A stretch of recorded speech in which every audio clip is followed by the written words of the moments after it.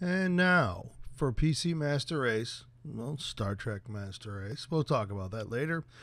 I went down to Micro Center, which is a fantastic place to buy parts from if you're in the Detroit metro area. I've got everything on my list cheaper than what I had found online. And I got it that day, except for the case. So I couldn't exactly make the change and put things together until the case showed up. It did show up a day sooner than I expected, so everything was good to go there. But I did make a couple modifications.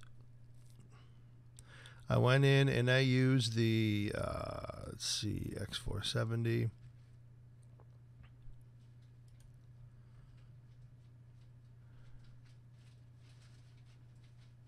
All right, we got that one.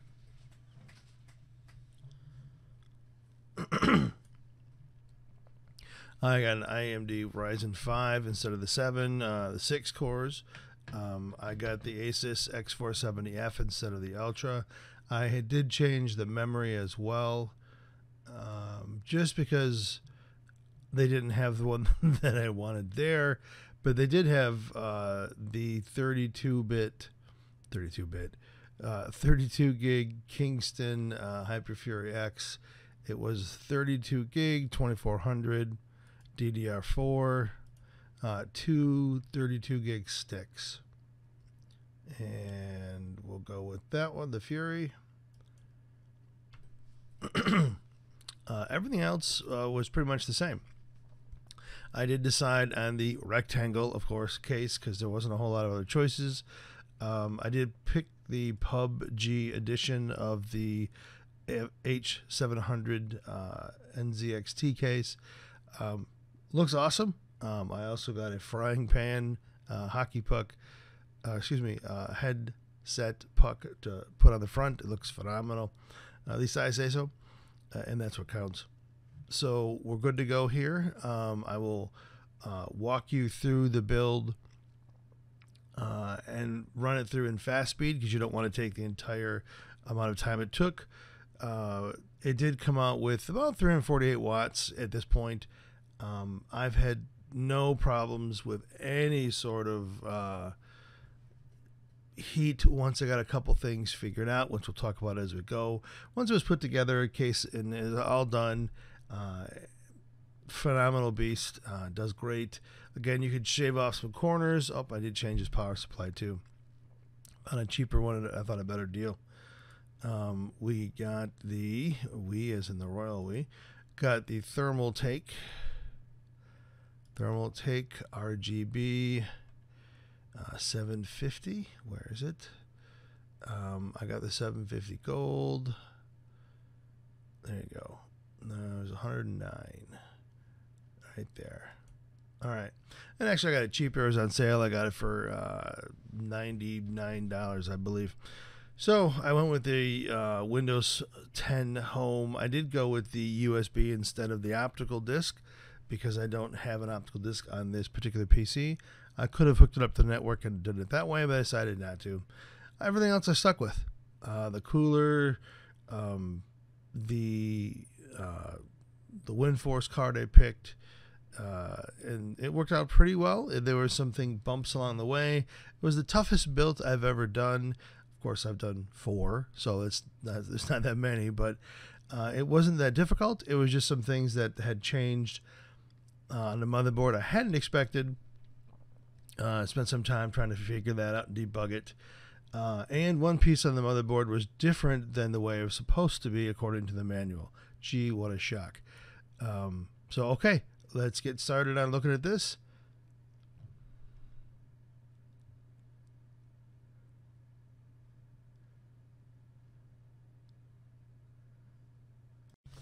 So, now let's talk about the parts.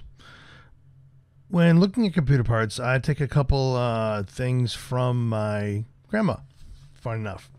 My grandmother always talked about staying in the middle of the road, right? Go to the mid part, don't pay too high, don't pay too little. She wasn't talking about computers. She was talking about anything in life. She was giving the advice of stay in the middle, right? Because you don't want to underpay and get the cheap stuff. You don't want to overpay and, you know, be paying way too much for something you're supposed to be getting. So I do that too, and I look at what I have when I put together this system.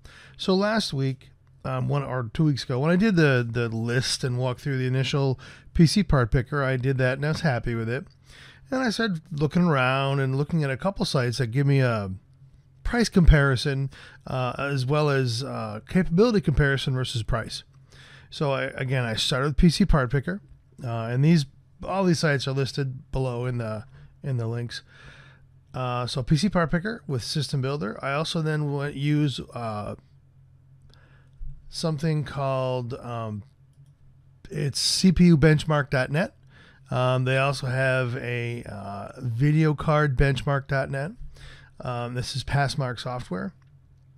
And what that allows me to do is look at a best value versus cost for the video board and for graphics card, as well as the motherboard or the CPU. So it gives me an idea. You can look at RAM, you can look at hard drive benchmarks, all that sort of stuff.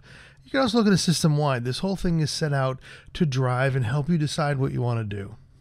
So what I did is I looked at the cost. It was $2,200, a little more than I wanted to spend. I wanted to try to keep it under $200, not including a new monitor.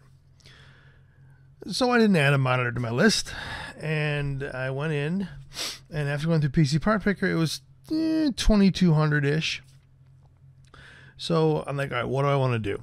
I went to I went to Passmark Software, cpubenchmark.com. I started looking at the AMD Ryzen 5 2600X versus the AMD Ryzen 7 2600X, which is an 8-core processor. The 5 is a 6-core processor.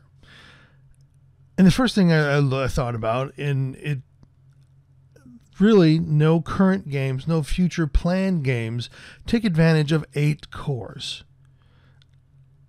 Most now take advantage of, if they do take advantage of multiple cores, it's 4, right? ESO just came out with an update maybe a year ago, a little less than that, where they started taking advantage of the multi-core processing. You have to code that into your software in order to do that. You can't just say, turn it on and let it run. It's just going to run a single thread. You can't distribute it between the cores. So this is what I'm thinking about. Going, okay, do I really need an 8-core? What if I went with a 6-core? And if I did that, that meant I have to change what motherboard I'm using, because the motherboard is specific somewhat to the CPU, but not always. You can always mix and match depending how you want to do it. Some motherboards will allow for any Ryzen 5 chip or AMD chip. Some are particular. This one, I could have done any motherboard listed. I could have used the one I wanted, but I found one that was a little cheaper because it was in a bundle at Micro Center, which again, Micro Center is a fantastic store in the Detroit metro area. It is in an old movie theater, but you can't tell. Anyways, it's a large computer store that is very cheap prices. Like I had said previously, everything I purchased at Micro Center was cheaper than I found it online. So that was another way to save money. Because while I like to spend money, I also like to save money when I can. So I went with the AMD Ryzen 5. Now, if you look at AMD, you can be particular to AMD versus Intel. When I built my third PC in 2014, I was bound and determined I wanted to do Intel. Because the one I had done previously, like 15 years before, was Intel. And between then, I was just buying ones off the shelf. But then I wanted to go a little further. I wanted to get back into the hobby of building PCs. It's not a profession for me. I enjoy it. Sometimes it's frustrating, but I enjoy doing it. So it's a hobby, right? I'd like to pick through parts and then make changes. And again, what I enjoy to do. So I went with the AMD Ryzen 5. The cooler I like the Corsair coolers. Their IQ software sometimes is a little buggy, but their drivers usually take care of that, or their updates usually take care of that. So I had to go ahead and went with the Corsair H100i, the RGB Platinum, right? So you have the control of the colors of the CPU, cooler, in different parts. And I wanted this to be an open case, not open, but clear case PC, or parts of it, so I could see the inside and see the neon lights. I personally like that. Other people don't like it at all. Other people would rather put all these lights away and don't want to see any lights whatsoever, making blinks and colors and such. I like it. I have no issue with it. I work with it. But that's all right. So again, I went with the AMD, the Corsair, the Asus motherboard.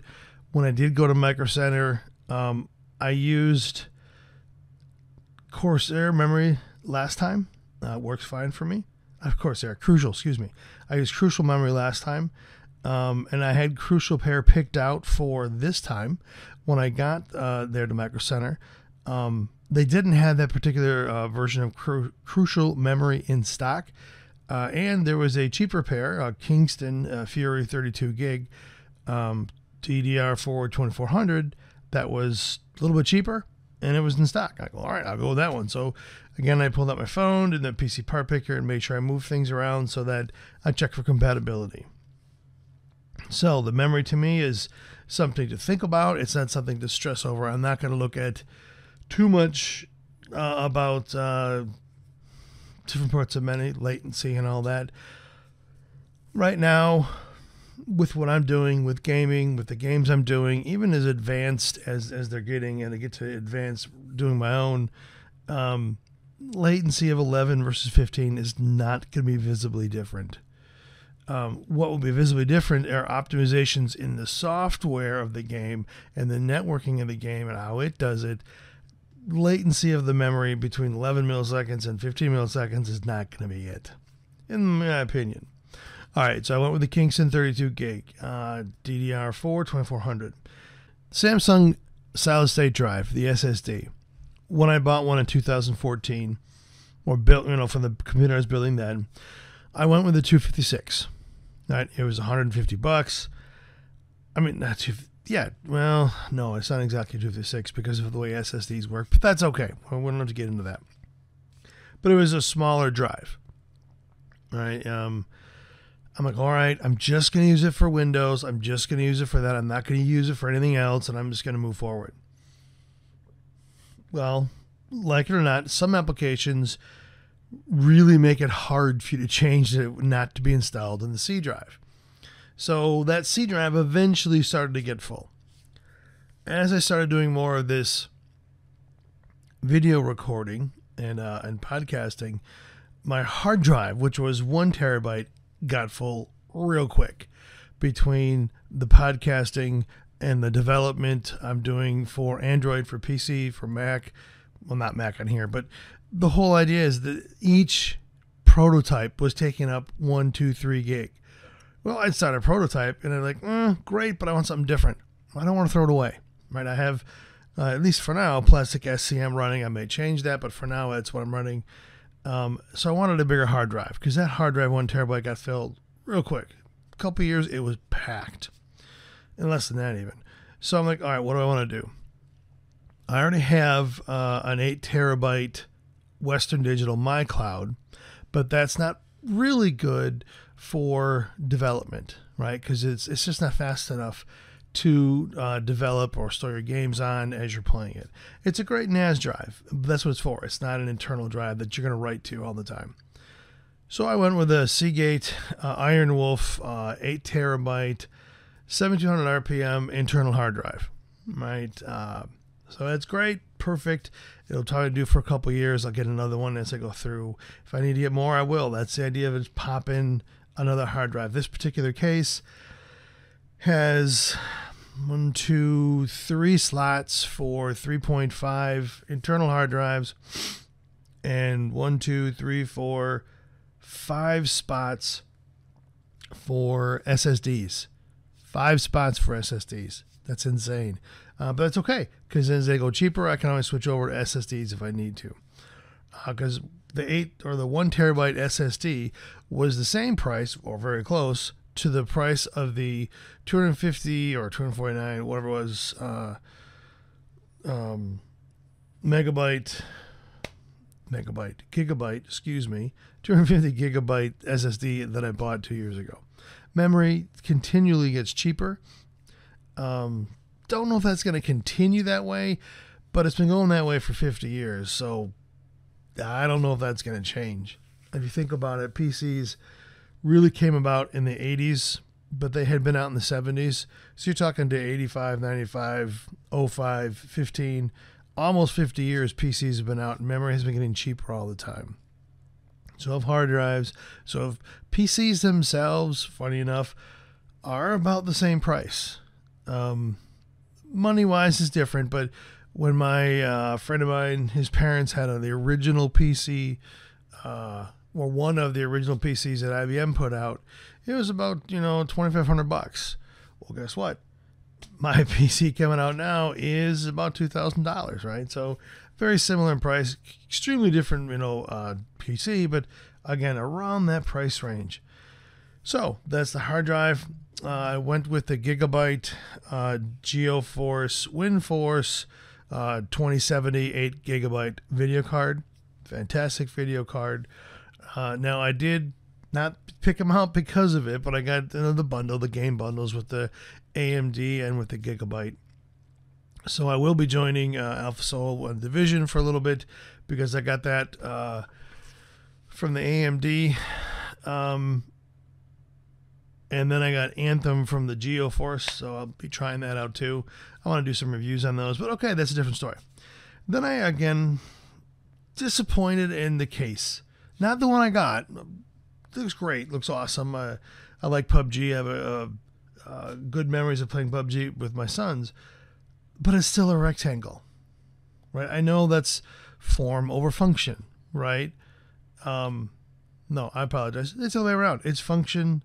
Yeah, form or function, right? Because the motherboard is square, or it's rectangle sometimes, and the video cards are rectangle, and the way they attach to the motherboard, well, funny enough, look at that.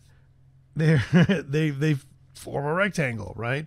The easiest thing to do is make a rectangle around them to protect them. I looked high and low for some particular cases, and I'll link a few down below for you. TriStellar one, phenomenal looking case. It had a case that it's like a diamond, and in 3 different pieces, one for the hard drive, one for the motherboard, one for the video card. Phenomenal looking, made in 2016, not for sale anymore except on eBay where they wanted like upwards of $600. No. I found a spherical PC that looked awesome. Right? It's a sphere, is self-correcting, $3,000. I'm like, no, I'm not paying $3,000 just for the case. So I went with a square one, no, rectangle one, excuse me. I like PUBG. I like playing with my son, so I did that. I got the PUBG case from NZXT, which, by the way, I love this H700 case. The cable management, which one of my sons just raves about cable management, is fantastic. It allows things to be very nice and neat inside the PC, looking inside of it. And even on the back, where like, this in the back, I don't care too much. They have channels for each one in particular, right? So you have a way of wrapping them around. It's a really tight case, but it allows you to put these cables in the right order, in the right place. You can find them. You can, it's easier to change, things like that. So that worked out for me. I like the case. Now, I did make a change again as well. I had originally a Corsair power supply, but I went with the Thermaltake RGB because, hey, it's got RGB. So I'm like, all right, I'll do that. So I have a situation, though, where the motherboard is RGB, the video card is RGB, and the cooler has RGB, and the power supply is RGB, and the case, funny enough, the case has there's a couple RGB headers and attachments, which would be great if they all work together. Of course, they don't, right? The Corsair has its own software, the motherboard has its own software. Video card, you can't change what the video card's doing that I'm aware of. The case you can change, but again, not in one piece of software. Right? I don't know if they'll ever do this, but you need to have somebody say, hey, let's do a standard. Here's our RGB, and the power supply is a different one, where they all can be controlled from one spot, so I can do the colors what I want to do without going to different places. Again, not that big of a deal. I set the colors to cycle, and that's about it. I'm going to let them wave through the different colors. To me, it's cool. That's great. I'm not going to mess with it. The other change I made was, instead of going for the Windows 10 CD, I went for the Windows 10 USB. This case is not made for an optical drive.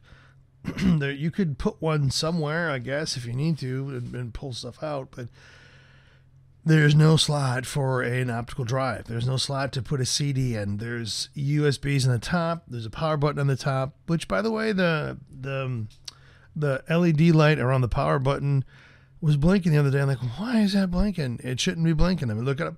Sure enough, the hard drive light, when it accesses, it's one portion of the LED light lights up. It's pretty cool. So it would tell me when it was being accessed. So I know what it is. It works well.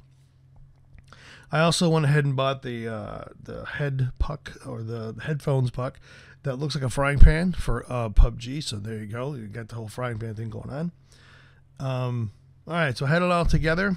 All right, I got all the parts home. I had to wait for the case to come in, because that was the case, and the frying pan headphone puck was the only pieces I had to order out. The rest came from Micro Center, so I came home with a whole car full of stuff. It sat for a couple days. The case came in. Like, okay, let's go. Let's build. The build I did in 2014 took about 4 hours, maybe a little less. I haven't done it in years, so I had no idea how to do this, and the modular power systems, what that meant, right? So the modular power systems, or semi-modular or non-modular whatsoever, are whether or not the power cords coming out of the power supply are removable, right? So either they're attached completely, which are like a big bunch of snakes, or they're mostly attached. A couple are plugs, which is semi-modular, or completely modular, or fully modular, where every power cord coming out of the case has a clip, and so you can unhook them, which is what I went with. I like the fully modular because I didn't need a second graphics card. I'm not doing the SLI. I didn't need all these different pieces of power cords for doing nothing, so I just left them off. Right? They're not plugged in, so I just put them on my box of cords, box of electric equipment I have up here in my office. I'll save them for later. Maybe I'll need them. Maybe I won't. And that to me is interesting, because I didn't need all these power cords, because the peripherals, I had one expansion card. I had the graphics card, right? The motherboards now, they have Bluetooth, they have Wi-Fi, they have audio, really good audio, by the way. They have networking, they have USB, right? So all this, things that used to be separate expansion cards, the motherboard manufacturer said, hey, you know what, that's a great idea. Let's put it on the motherboard. Okay, that's great. So now I have a whole case with a motherboard that can have 4 expansion slots. I'm using one. And I don't think I'll ever add another one, right? Because hard drives don't go there. The only one that I might do, and I'm looking into, is the sound cards. I want to do some research first. That's one of the things I like about building my own PC, is I can decide when and if I want to do something, I can do it myself. I don't need to wait. So I'm going to do some research on the audio cards, see if it makes any sense, because it is good audio built into the motherboard. So I'm not sure if I want to do that. I'm going to look into it. If you got any ideas, let me know. I just don't know. So I'm going to look into that. But so here we have a case. Looks great. Everything plugged in the right way. I'm like, okay, turn it on. And nothing.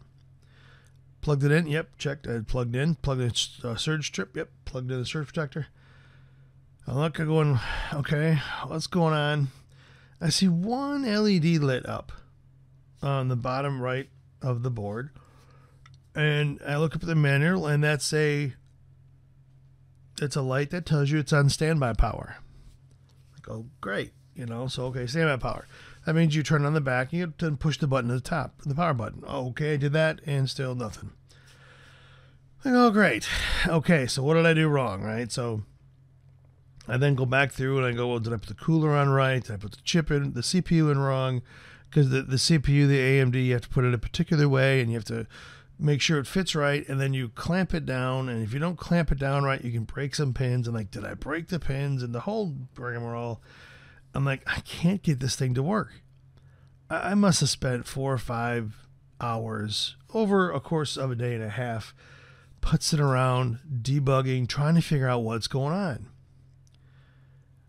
And then somebody had mentioned in one particular site, I can't remember where, that there are some cases where you have to have a fan plugged into the CPU fan plug on the motherboard or it won't start.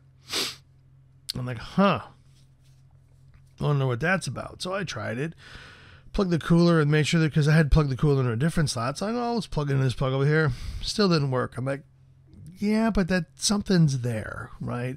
I don't know what. I'm sort of getting a hunch that something to do with that.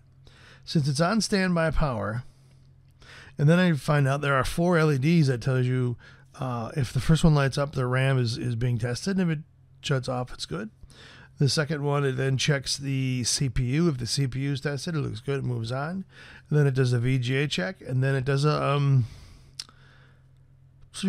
other check. I don't know what it is. Anyways, that's okay, because those didn't line up at all. So I'm like, well, wait a second.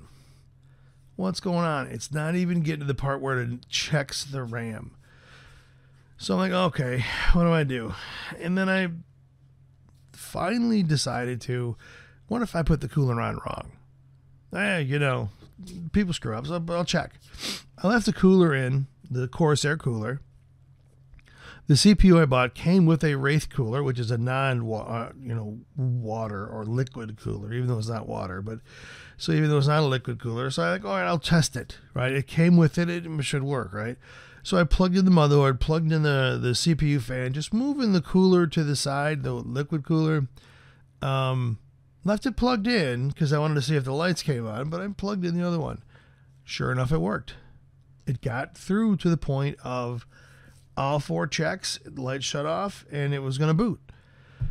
I'm like, okay, let's go forward. Let's figure this out. We have 2 coolers in there. I got to figure out what's going on. There's also something in the motherboard that the BIOS, actually, for the motherboard, that wasn't in the one that I built a couple years ago, where you have the ability to turn off monitoring of fans and errors that come back from those fans or CPU. What was happening is the Corsair cooler being plugged into the CPU fan plug was not sending a correct response to the motherboard, so it didn't think a fan was plugged in. And it says, nope, I'm not even going to start if there's no fan plugged in, because you're going to burn me up, and I don't want to get burned up. So I'm like, all right, what am I going to do? So I set that to ignore. I put in the Corsair cooler, and everything was hunky-dory. All of a sudden, it's booting. It's doing great. Installed Windows. Was doing fantastic. And I'm going, okay, 32 meg, we're good. And then I look at the memory, and the Windows was telling me it's 32 gig, but only 16 was usable. I'm like, what? Why would only 16 be usable? So I'm like, all right, what do I got to do? So I unplugged it, started the BIOS, and opened it up, the BIOS, the BIOS screen, and sure enough, it was only recognizing 16 gig. Windows knew there was 32 gig, but the motherboard could only see 16 gig. So I'm like, oh, that's a problem. All right, and I verified that it's in slot B2, slot A2, just like the manual says. And then my son was coming over for dinner. He looks at it. He goes, well, because you have it in A2 and B2. I'm like, well, that's what the motherboard manufacturer said, was put it in A2 and B2. He goes, well, put it in A1 and B1. And I did. And it still didn't work. Thank you very much. So like, okay. Take the motherboard back. It's got to be the motherboard, because I tried every slot. I tried every slot with each memory board. took it back, and again, Micro Center is about 45 minutes away, so it's close, but not that I want to go down there all the time. So I went there, swapped it out, got back, same thing. I'm like, son of a gun, what's going on? Why is this happening? And then I'm like, okay, the motherboard manufacturers had put it in A2 and B2. It was working for me when I put it in A1. So what would happen if I put it in A1 and B1, and A1 and B1? Well, it still didn't work. I only got caught it, right? So I'm like, you know what? Let's break protocol. Let's put it in A1 and A2. Sure enough, in A1 and A2, this memory boots up. We have 32 gig of memory now, which is fantastic, by the way, because Windows is a hog, but that's a different story. So, all right, so now you have a PC that's working. You have all the memory being recognized. Your hard drives are set. You're working great. You're loading your games. I'm getting, Arc loaded, Atlas loaded, and PUBG. And then I got a free version of the Division 2, so it's loaded. I got a free version of Anthem, it's loaded. I'm going to load Battlefield 5, which I own, just haven't got around to it yet. I've got Unity loaded. I'm going to end up loading Unreal Engine 4 and Lumberyard, get all these things loaded. And then I go, well, let's just stop for a minute. Let's enjoy the PC. I'm going to start gaming a little bit. And I'm gaming, and all of a sudden I notice the cooler, it stops lighting for a minute, and then, or a minute, it's like a second, and then it turns on again at random intervals. I'm like, what the hell's going on? Excuse my French. And then it turns out that the USB drivers, the controller, I had to reinstall them. I don't know why. It may have been, it's probably because I didn't use the CD to load the drivers. I downloaded them from their website. It must have missed one, for the drive controller. It loaded it, but it didn't work quite right. Keeping an eye on it. And that was that. So I did that, and that's fine. So it's now doing fairly good. Something's still not quite right, but I'm getting there. I'm thinking about it. And then I'm noticing the temperature just keeps creeping up. I go, that's not right. I got a liquid cooled CPU. I've got fans, galore. I got 4 fans, and I'm like, wait a minute. I don't have 4 fans. I only have 3 fans. I actually have 1 fan besides the cooler. I had forgotten the top fans in the top case, or the top of the case, so it wasn't getting enough cold air or hot air being pushed out. So I'm like, all right, I guess I got to put that on, doy. So I took the case apart, put the top fans in, so it put exhaust out. It inputs from the back, it inputs from the front, and it also inputs from the bottom, and then pushes everything out the top. Phenomenal, right? Temperatures are perfect now.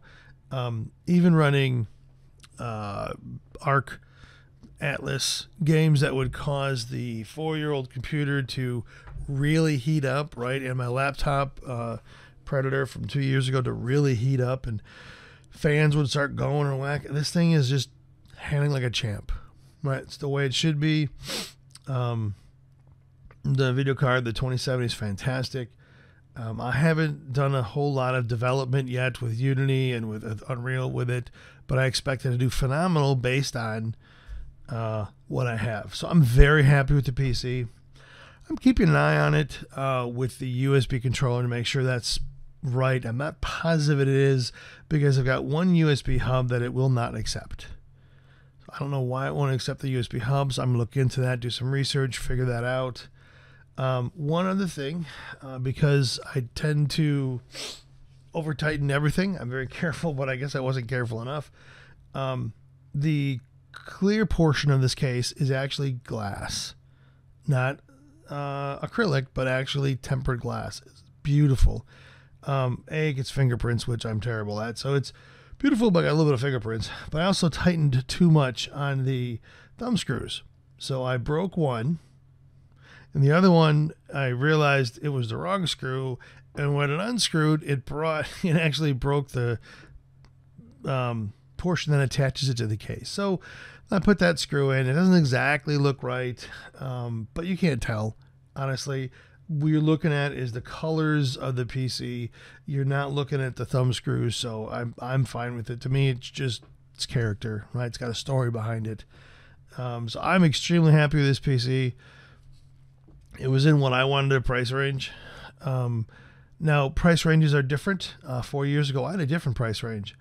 4 years ago, I was having a tough time pulling together the $1,600 because this stuff was going on. This time, I was able to pull a little more out, right? And I know some people don't have $1,600 to drop on a PC. So what you want to do is, again, take your time, go to PC Part Picker, go to Passmark Software, go to the CPU Bench Check, go to Graphic Card Bench Check, or benchmark.net, and start from what do I want and what can I afford, and work your way through it.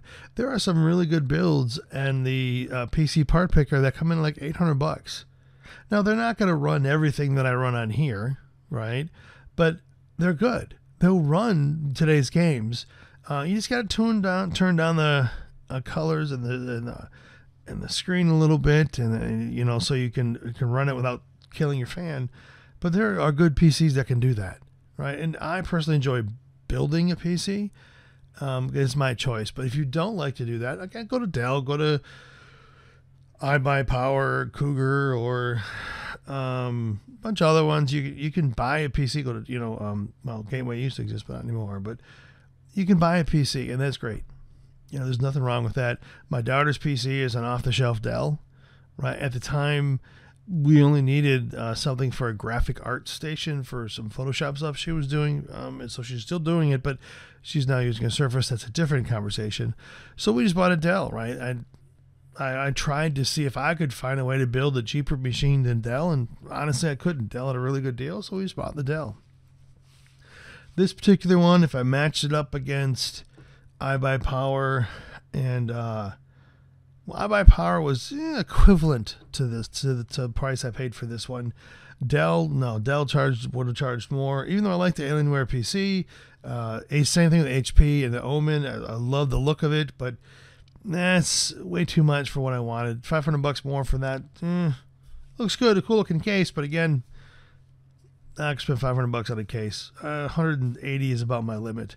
But again, you could have got a rectangle case for $60, right? You don't need to spend this if you don't want to. So you can find your ways around that. You can get a cheaper case. You can get just one hard drive. You don't need 8 terabytes, right? You don't need the liquid cooler. The cooler nowadays for the CPU, the fans they're good. I just wanted the CPU cooler to make sure I wasn't at all changing temperature. But you can get away without that. Use the one that comes with the bundle. Same thing with the power supply.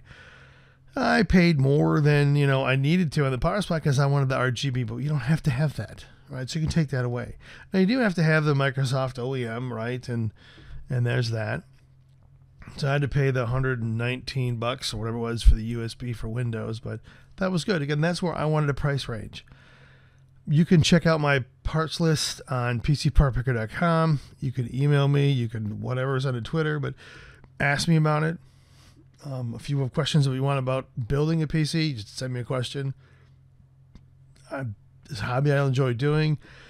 I will probably change the video card out in 2 years, but I probably won't build another one, a totally new one, unless I need one, for another probably 4 years. So we'll see how things go. But anyways, this is the PC Master Race build episode. So we talked about the build, why we built it, how I built it, what went wrong with the build. You do your best to follow directions. Still, things always don't work. This is Stormz Tech Corner, part of the Dungeon Crawler Network. Please check out our other podcasts. There's a video behind this of me building the PC, sped up, but you don't need to watch it because it's just me building a PC, which honestly, it's pretty boring to watch somebody build a PC, but it's there anyways. But check us out at dungeoncrawlernetwork.com. Check us out on YouTube, Dungeon Crawler Network. We have other videos, other podcasts, and I will talk to you next time. Bye.